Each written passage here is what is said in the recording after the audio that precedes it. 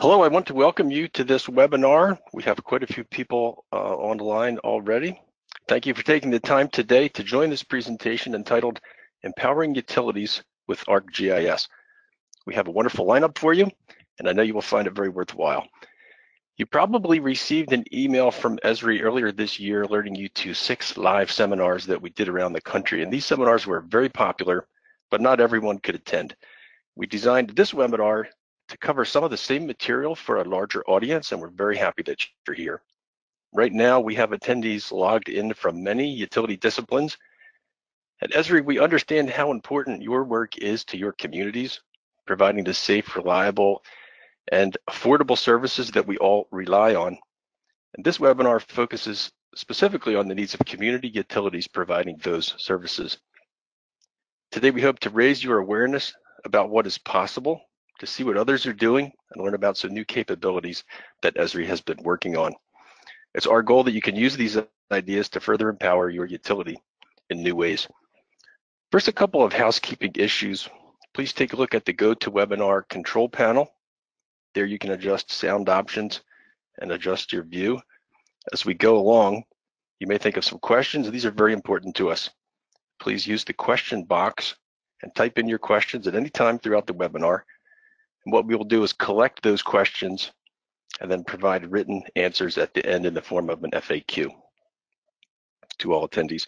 You'll receive an email in about a week with links to the FAQ and the video of the recorded webinar.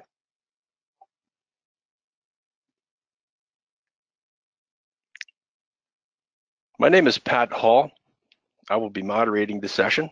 I'm an electrical engineer and part of the Esri Utilities team here in Redlands, California. We have a great group of presenters for you today. I'm joined by William, Michelle, and Joe, all with years of experience in utility GIS. William Longmire is the GIS coordinator, and Michelle Duncan is a GIS specialist, both with the city of Ellensburg, Washington, where they operate 6 different utilities. The attendees online represent several different utility disciplines, and there will be something in this presentation for everyone. My friend Joseph Marsh is an Esri technical evangelist on the utilities team here in Redlands. Joe is a real expert, and I know you'll enjoy his update. Welcome, presenters, and thank you for presenting today. These are the agenda items that we will work through over the next 45 minutes or so. I'm going to give a very brief overview of the ArcGIS platform and workforce mobility applications, but most of our time will be dedicated to William and Michelle, hearing about their experiences, some lessons learned, and the value for their organization. Finally, Joe will update us on some new capabilities within ArcGIS. I know we'll all come away with some good ideas that we can apply in our work. ArcGIS is a complete integrated GIS platform, and as the requirements of GIS have evolved over the years, so has our product. Although it has many capabilities and apps, these are all engineered to work together and align with how people and organizations want to work today. We think about this as 3 capabilities, really, or systems of using ArcGIS. Most organizations start by using Esri software as what we call a system of record to store records and information, often replacing paper maps or other forms of records. Another way to leverage those electronic records is to share them with other people and employees and stakeholders in new ways, like web maps, and we often refer to this as a system of engagement. New forms of engagement allow different types of users to view and update the organization's maps, opening up new, more effective ways of working. As you know, ArcGIS has many analysis tools, and analyzing data provides insights that helps improve our business processes.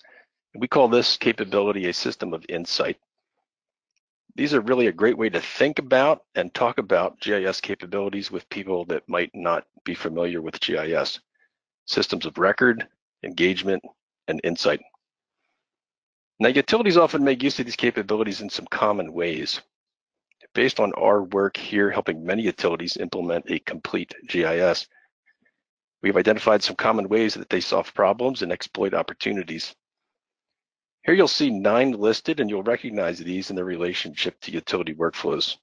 For example, mapping and data management would relate to the system of record. Thankfully, it's not necessary to implement all of these. This is just an inventory of the most common ways that utilities and telecom companies use GIS. Understanding these common ways can help you evaluate how your organization uses GIS and also identify new ways to leverage the technology that you already have. Today, we're going to drill down in the area of field mobility. 2018 is really a great time to be alive, don't you think? We see all forms of digital transformation in our lives. Areas like the way we shop, the way we use coupons, get information, even watch TV. And this digital transformation affects utility work too. Customers expect utilities to take advantage of these capabilities to improve their operations. It goes without saying that a large percentage of utility staff operate in the field. When I managed a community utility, I had more field employees than office employees. And after making maps, many utilities find value in taking that mapped information out of the office into the field and using those capabilities to save time and improve services to their customers. Digital transformation helps to keep the office and the field in sync. ArcGIS includes apps that are easy to configure and support many different workflows. They can be used to enable a mobile workforce to both access and collect new information in the field. And in just a moment, we'll see several of those apps working together at the city of Ellensburg. Here are some of the products that you'll hear about today. These can be configured quite easily for use with your existing ArcGIS installation to save time and improve quality, and even display results on an operations dashboard. There are also numerous Esri business partners that help utilities implement these solutions quite rapidly. William and Michelle from the city of Ellensburg have a very rich data set and a wonderful story to share with us about their use of ArcGIS and its value to many different stakeholders. Their story includes mapping and the many ways they found to leverage maps for field workers. The list of low-hanging fruit at Ellensburg is truly impressive. I don't want to steal their thunder, but you will see how they collect much better information and do it more quickly and share it widely, saving time, and then also setting themselves up with better data that will support their future objectives. With that, I'll turn it over to William to tell us a little bit about the city of Ellensburg. Thank you, Pat. I'm William Longmire. I am the GIS coordinator here in Ellensburg, Washington. Today, I will be presenting using one of Esri's many story map templates.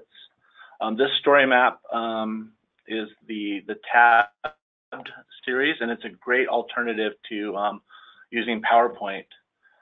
Something else I'd like to point out is this map is using some of our authoritative data that we had uploaded and contributed to the Community Maps program. So you can add your data to Esri's base map. I found the process fairly easy and painless, and it's a great program, and it makes base maps better for everyone. So a little bit about Ellensburg. We were incorporated on November 26, 1883. We have a population of just under 20,000. Half of those are students that attend Central Washington University. The city owns and operates 6 utilities. We have water, sewer, stormwater, gas, electric, and telecom, as well as supporting our police, fire, transit, and community development.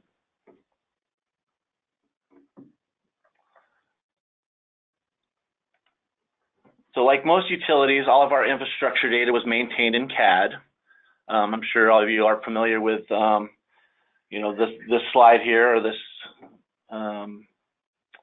everything was in like a database or an Excel spreadsheet. Everything was disconnected. And this CAD, if you look at it, it's really, really busy. It doesn't scale very nice, unlike GIS that as you zoom in, everything scales nicely. So in 2009, we went down the path of converting all that CAD and that CAD data to GIS, not for just one utility, but all of them, all at one time. But our data was still spatially inaccurate. The GIS layers were never validated or updated, and the department kept using CAD and their spreadsheets. And so as you can see, it still wasn't spatially correct. The data was never, like I said, never validated.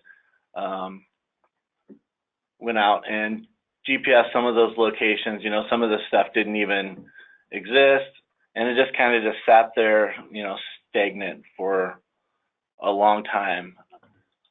And then we went down the path of, we drafted a long-term plan, which gave us a roadmap on how to implement GIS. And one of the first things we started with was doing a mobile scanning project. We did this project in conjunction with the county, and we scanned all the roads and alleys within the city limits and all the county roads.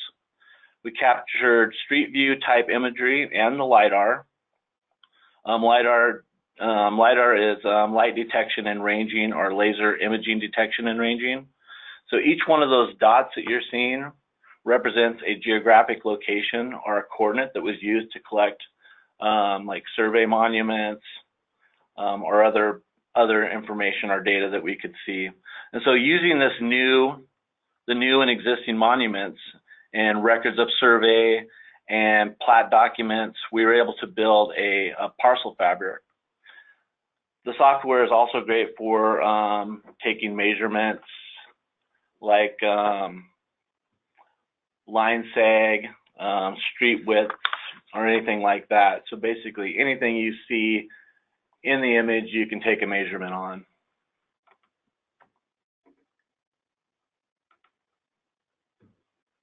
So our data,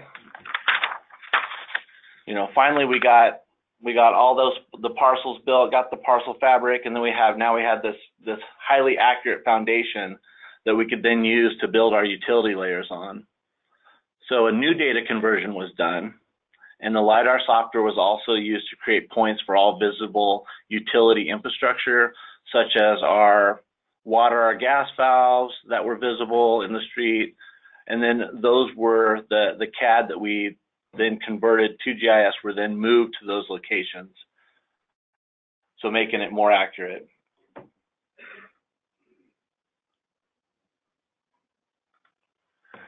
Ellensburg is unique because of our many utilities and because we have such a small GIS team, Michelle and I. It's been a real struggle for us to get the departments to take more ownership of their data sets. And so as you can see, you'll start seeing all the different data sets that we are maintaining, and it starts to get really, really busy. We're maintaining parcels, addresses, buildings, streets, creeks, rivers, and canals, stormwater, water, electric, gas, wastewater, telecom, zoning, elevation and contours, and imagery. And so this has been a little bit of a challenge for us. Some of our users think that we should be making the edits to the GIS because we're the GIS experts, but ultimately they are the content experts and are currently maintaining that data. And so the real challenge has been change management, and went to a great seminar on this at the user conference this year called Driving GIS Adoption Through Organizational Change Management. That was presented by David Snyder and Jennifer Von Gibson.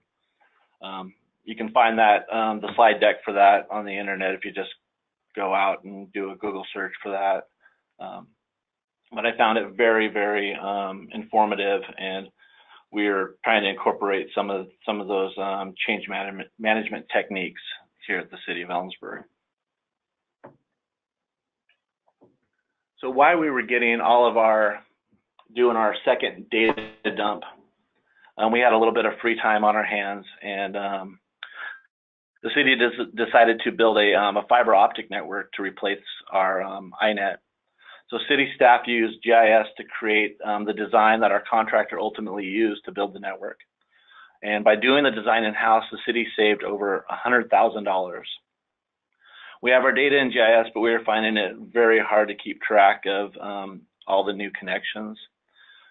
Initially, we built this to serve public agencies like the county, the hospital, the college, the school districts. But we now have authority to serve out internet now. And so with that comes, many new connections, and so we're definitely going to be looking at a third-party fiber management software soon because it is getting out of control.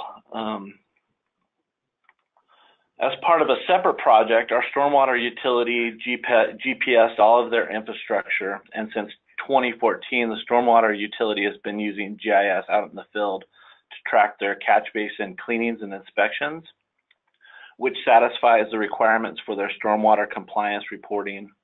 Stormwater was one of our first utilities to use GIS exclusively, and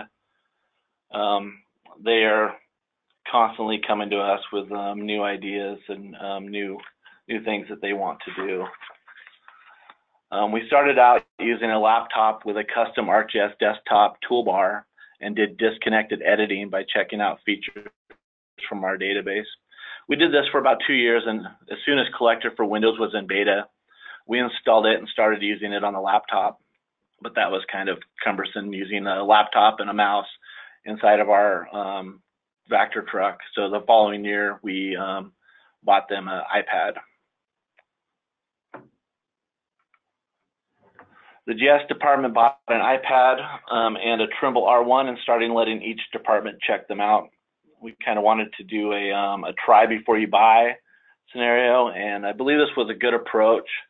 And that way each department knew exactly what they were getting, and there was no buyer remorse if it didn't perform as expected.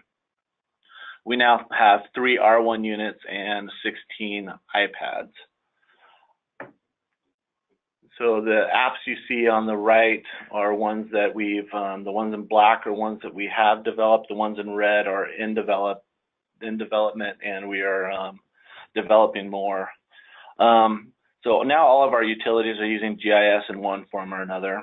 Michelle, our GIS specialist, has really taken a lead on getting GIS in the hands of our mobile workforce and has built a majority of the apps that you see right there. Our crews are better informed and more efficient. Crew members are using iPads with real-time, up-to-date maps instead of paper.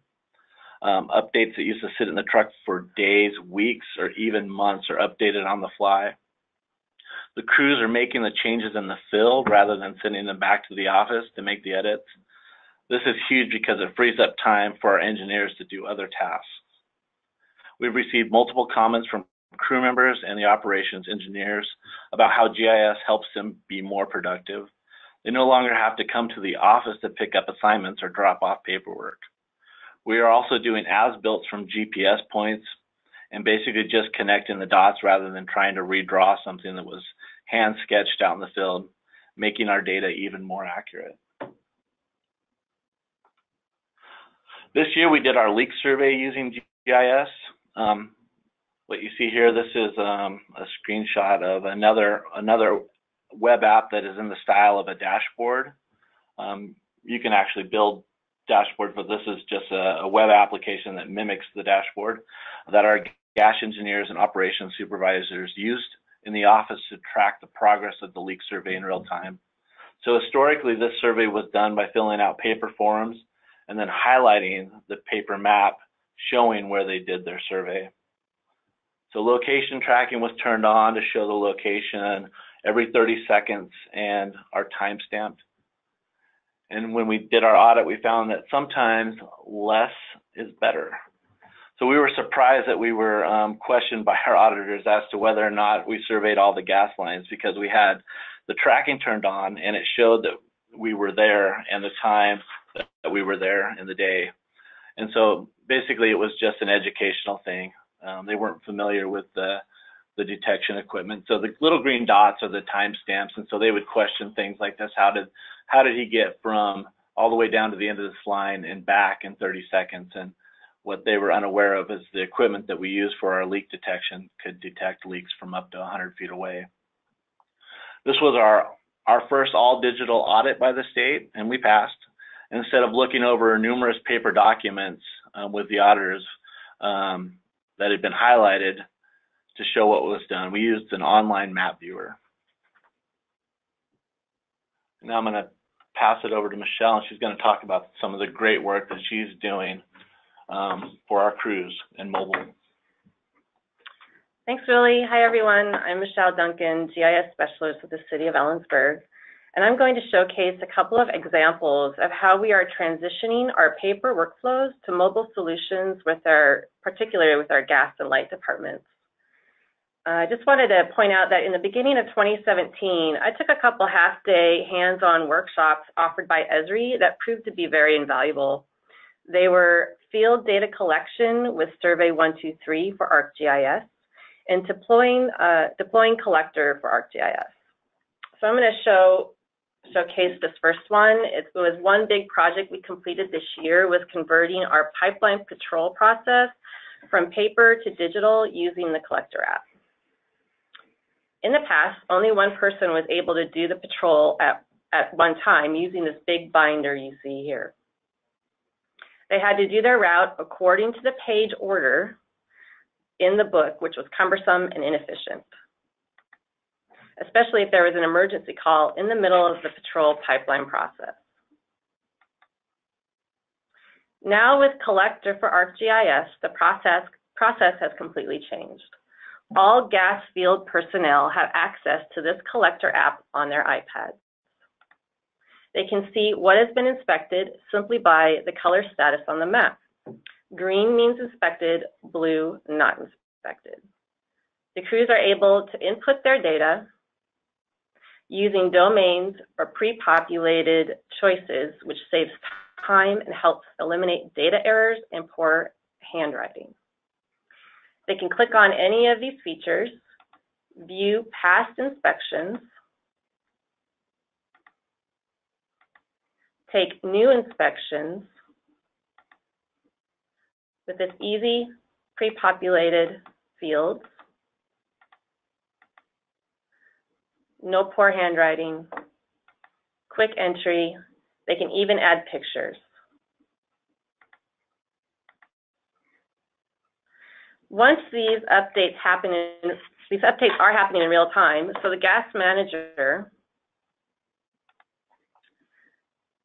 can easily monitor the progress of the inspections anytime and anywhere from this interactive web app that we built for managing the project. Pretty much the same view of what the field crew is seeing. They can click on any of these features and view them with this attribute table, which is not loading right now, but hopefully it will. There we go. They can zoom in and zoom out. They can even, we've built, you can do these nice little widgets up here at the top left to get a pie chart of how much has been completed and not complete.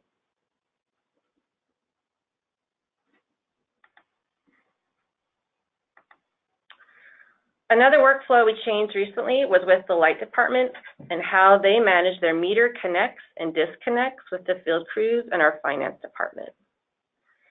In the past, the field crews would need to come to the office at 10 a.m. and 2 p.m. every day to pick up and drop off work orders. Instead of coming into the office twice a day, the field crew now receives their assignments through Workforce on their iPads. So our light department manager can easily add an assignment with this super easy, user-friendly interface, look up an address, or simply zoom into a location, place the assignment where it needs to be.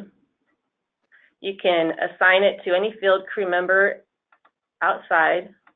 You can add a priority, a due date, description, and even attachments.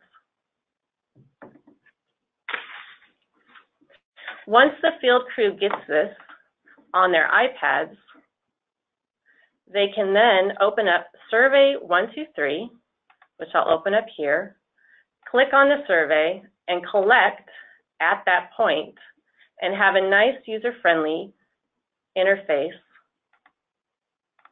where they can fill out where they are, drop down domains or easy pre-populated questions, add in a new service, put in the number, the meter number, meter type. When they're done with the survey, they can even add pictures they just hit send, and once they hit send, that information is then sent to our finance department real time, where they are able to view the information that was submitted through this another interactive web application. And they can sort by date to see the most recent meters that were installed and connected or disconnected. There's all the information of the meter. They even have a picture of it if they need. And then see how, and this is really nice and clean for our finance department to get the information. For reference, in the past, this is the type of spreadsheet they would get back from the field crew. Not all the time, but a lot of the times, a little messy, maybe it was raining outside or something. So the new process is clean, no messy handwritten forms. And I just wanted to point out that just last week, we received an update from the finance department, and they said in an email, "We like having access to this information without bothering the crew!" Exclamation point. So I'm going to hand it back over to Willie to show some more examples of how we are using GIS. Thank you. Fantastic. Thank you, Michelle.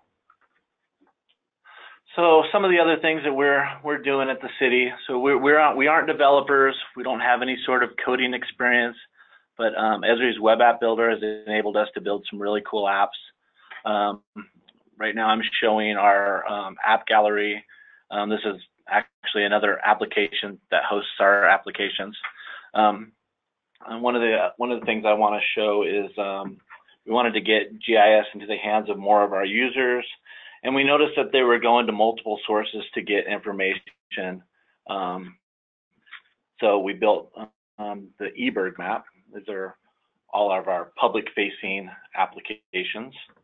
So some of our users, they were a little intimidated by desktop GIS and all the toolbars, but they were comfortable using a web app. It was familiar to them. And they can accomplish multiple different tasks with just a few clicks, add or remove layers. We have multiple layers coming from multiple sources. If they want to see our airport overlay, they can add that. If they want to see where our landmark districts are, they can add those.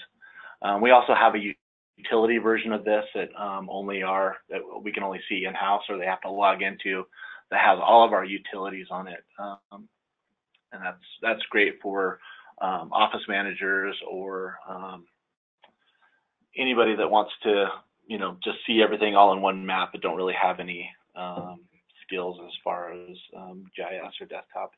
They can also go in here and this is a new widget that was added, I think, at the beginning of this year, where you can go in and click on a location. Let's say you're doing a SEPA review. You can apply a buffer. It'll select the parcels. And then it'll create shipping mailing labels for you. How handy is that? That is fantastic. And not only can you do that for, we got it set up so you can either do it by the owner. So sometimes you need to notify the owner. Sometimes you need to notify the person that's just living there. So that's a great new widget that was added just this year. People were asking for it, and then all of a sudden Esri pushes out, this another great widget. They can go in and take measurements. They can draw on here.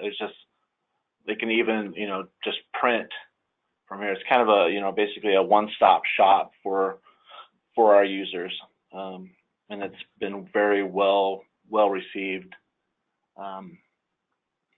Another one that we pushed out was our streetlight problem reporter. So we can crowdsource information as well. This is a GeoForm application. They're very easily configured, and you can configure them for any type of issue that you want to gather information on. So the public can basically come in here, hit these drop downs, you know, say maybe it's not on, give a little description, a name, email, or if you have a photo, they could take a photo of it. You know, same thing is you can add the location here and then submit it, and then we get that information back at the office. Super quick and easy. Somebody, you can pull it up on your smartphone. Most of these applications scale nicely,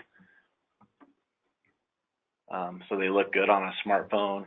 A lot of people, you know, most people have a smartphone now, so you're more likely to get input by having an application out there.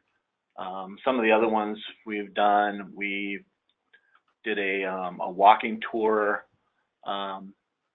map, and just to show that scalability, as it gets small, as the screen gets smaller, it scales to the size of the screen. And so we did this for we did a historic Ellensburg walk earlier this year, and this has all of our landmarks, our historic buildings, and historic houses. Another really cool one is the just this change in time. We had some old imagery that the Central Washington University had, and we mosaicked it and then geo-referenced it into a map, and you can just kind of go back and see what Ellensburg used to look like back in 1954. Our planners really like having the ability to just go back in time and see some of that historic information. And so, in closing here, it's, you know, it's been really rewarding to, you know, start see some of our users start creating their own applications and dashboards and surveys.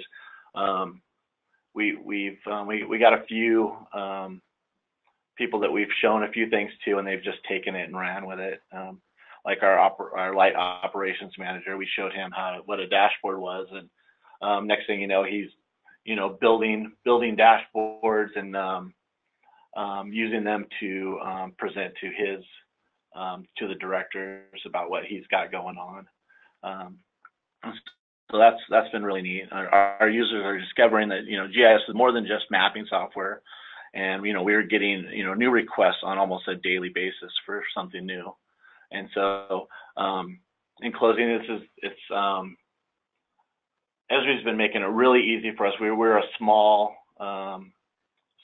GIS shop. We're just the two of us as far as GIS people go, and you know, we got a lot going on, and I feel like we've accomplished a lot with just the two of us. And so at the end of the day, Esri makes us look like GIS superheroes. So that concludes the look at the city of Ellensburg, and thank you for your attention, and now I'll turn it back to Pat.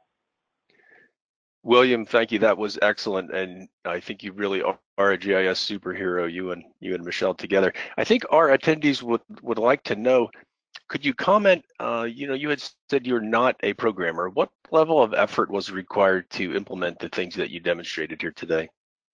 Wow, very little. I think, you know, like with the survey stuff, Michelle, I think, took a class or a webinar or something like that, and most of it, you know, GeoNet is a great resource, but for the most part, it was very simple. I even one of the applications that I did build, that I actually did go into the back end and kind of see what was going on, and was able to manipulate it and make it look really nice. But I didn't have to do that. I just wanted to see what was going on in the back end and just see if I could. But for the most part, most of those applications are, you know, they're hosted on ArcGIS Online, and you're just using the online version of Web App Builder. There is a developer version, like I said, that you can go in and do a little bit more and host it on premise.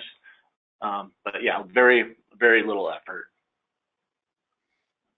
Well, that's amazing. It seems like you've touched almost every part of your data set How did that affect your maintenance?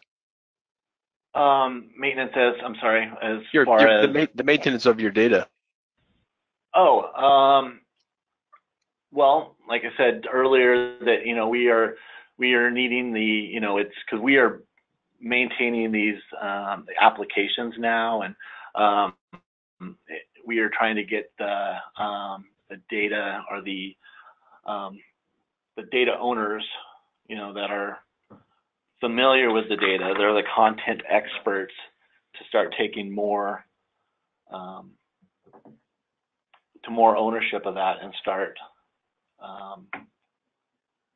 using it more, and start manipulating more. But the accuracy has definitely gone up, because we are now out in the field taking GPS points, and like I said in my presentation, we are connecting the dots rather than trying to figure out how far off of this. Before it was like a note, okay, we're 25 feet off the stop sign, 30 feet away from that hydrant over there, 10 feet from the curb south, and so we actually have a location that's within sub-meter. So we feel pretty good about what we're doing, but it's definitely we definitely need the content experts to start owning it more, and so that's what we're really working towards right now. That's excellent. Thank you. You've really come a long way from the early days that you showed us there at the beginning. Well, thank you, William and Michelle. The improvement in your business process and the way you collect data is really remarkable. And I think the city of Ellensburg is in good hands. We'll be watching to see what's next for the city of Ellensburg.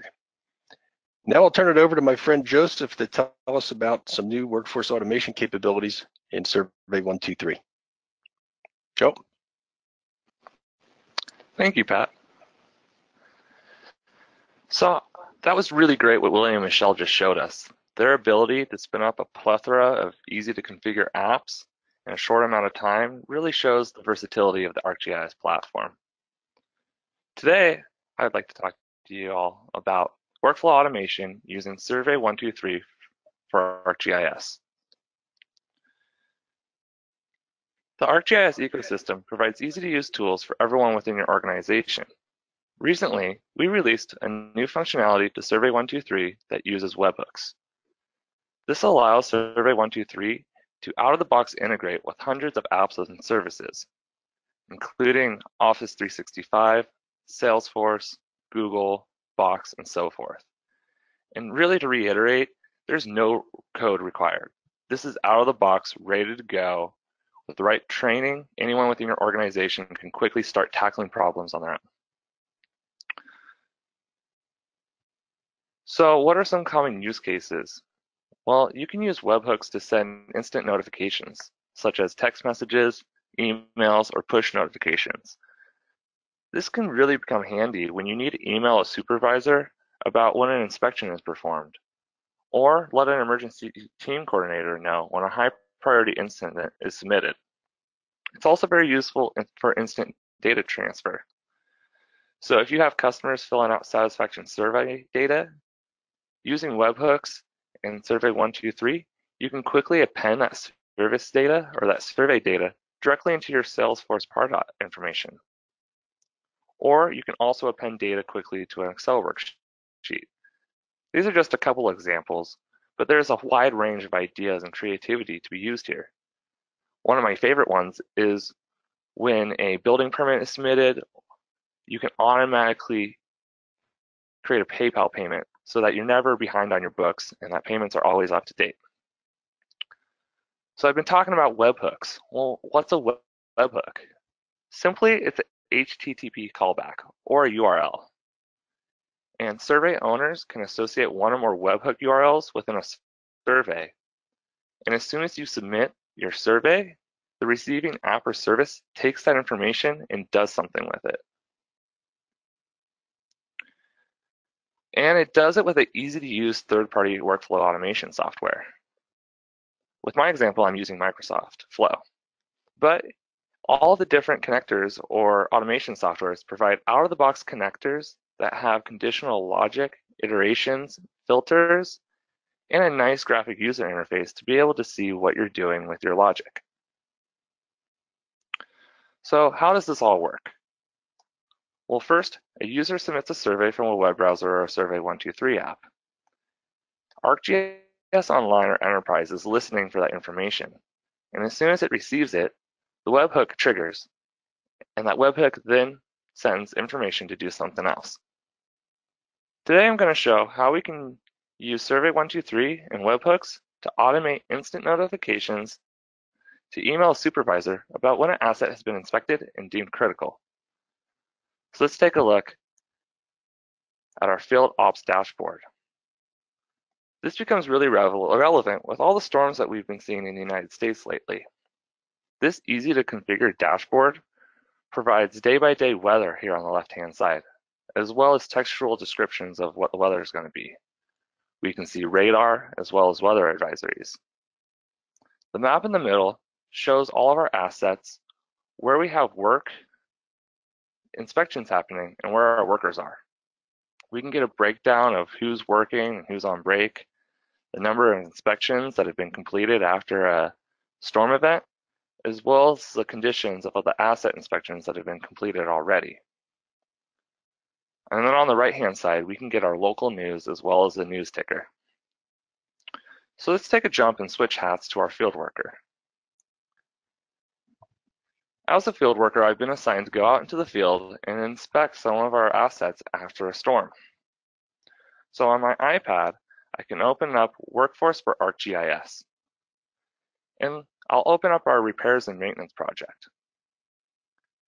I can see that I've been assigned to inspect an asset that's actually right in my neighborhood.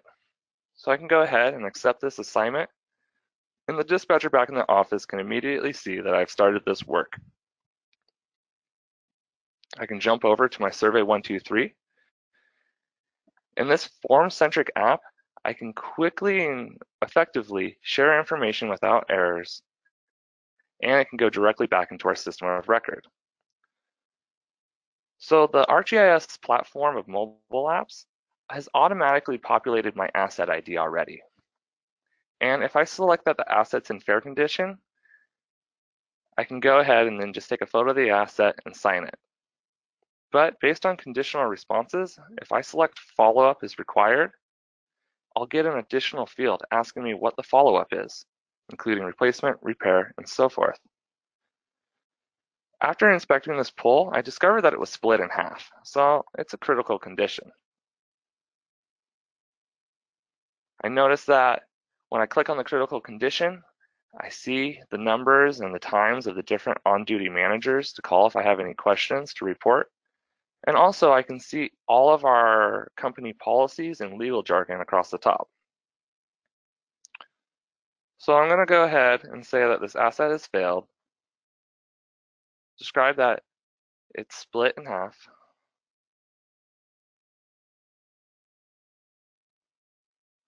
I can even take a photo and take a signature.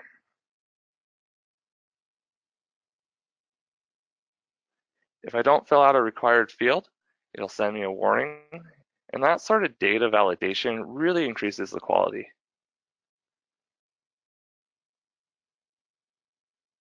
Now, as soon as I send this, it automatically sends an email. So switching hats for one last time, let's look at the supervisor, who right now is laying in bed with his work phone on.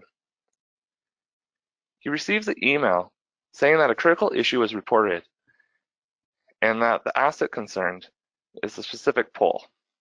So I can quickly open up this dashboard on any device and take a look at what's happening.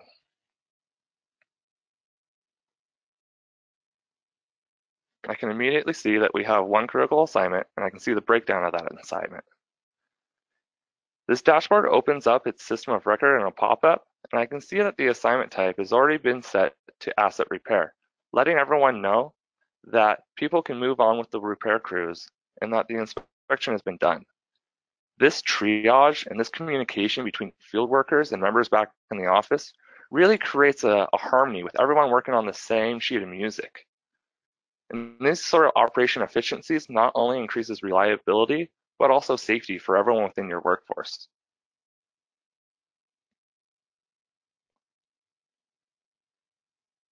So with that, this is just a great example of how webhooks and Survey 123 can help integrate the ArcGIS platform with your existing mission-critical systems. And these capabilities of webhooks will be introduced over the next couple quarters to the rest of our mobile applications. And so with that, I'd like to pass it back to Pat. Thank you. Joe, thank you. That was fascinating. That really opens up a lot of new possibilities. And I wish I would have had emails like that when dispatch woke me up in the middle of the night. Okay, you might be thinking, what's next? We have some good suggestions for you. First, we'd like to invite you to take advantage of our online communities. The GeoNet forum is really a great way to interact with other users and Esri experts, way to ask questions and get those answers. Consider joining GeoNet and taking advantage of this resource. And then also follow our social media. We have regular content that is of interest to particularly electric and gas users. And so you can see that there on your screen. That's Esri eGug, both on Twitter and on Facebook. Ellensburg mentioned that they had taken advantage of some training, and we'd like to point you to some of the training opportunities that Esri has here at this link. Check them out for all kinds of professional development opportunities. Many of them are free. So as you reflect on the things that you've seen today, I would encourage you to think about the complete GIS capabilities of ArcGIS and look for a process within your organization that could benefit from either increased mobility or wider distribution of your information, or even valuable insights resulting from analysis, and consider how you can apply ArcGIS to this problem. Finally, as you do that, please think of your Esri account manager as a resource to help you in your organization. At Esri, we really want to focus on helping our users do their work better. As we conclude here, I'd like to invite you to consider the GeoConnect seminar, which will be in Dallas coming up in the first week of November. This is an industry-leading conference event where professionals from Esri's electric, gas, and telecommunications communities get together to network, collaborate, and learn. You can really build your GIS skill set, grow your professional network, and learn from the experiences of industry professionals, thought leaders, and what other users are doing.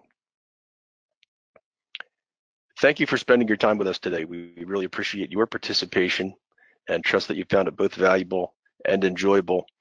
We hope that you came away with some actions that you can take to further empower your utility using ArcGIS. Please remember to look for that email in about 1 week with links to the FAQ and also the recorded webinar. When we end this webinar in a moment, you will be prompted with a very simple rating form, and we would really value your feedback. That concludes today's webinar. Thank you. Please be safe always and enjoy your day.